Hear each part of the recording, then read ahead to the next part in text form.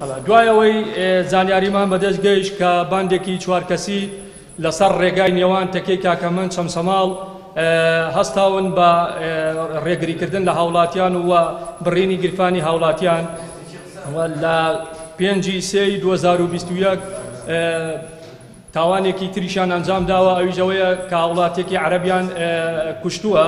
هاوڵاتی عەرەبەکە بە ئاسڵ خەڵکی بەغدادا ویستوێتی لەگەڵ ئامۆزایەکی و دوو منداڵەکەیدا لە بەغدادەوە بچێ بۆ سلێمانی بە مەبەستی گەشتکردن لە ڕێگای نێوان تەکێ چەمسەماڵ تەکان لێکردووە و کوشتیانە. لەو پێناوەدا بە سەرپەرشتی ڕاستەوخۆی بەڕێز بەڕێوەبەرایەتیمان لیوا عەلی شەید محەممەد هێزەکانمان لە بەڕێوەبەرایەتی ئاسایشی ڕۆژئاوای سلێمانی کەوتنە کۆکردنەوەی زانیاری و بەدواداچوون لەو بارەیەوە.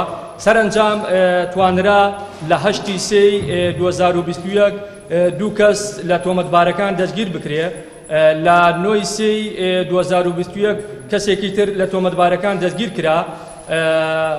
تۆمەتبارەکان 4 کەسن، کەسێکی دیکان ماوە دەستگیر بکرێ و سەرجەم تۆمەتبارەکان خەڵکی شاری خەڵکی قەزای چەمسەماڵن.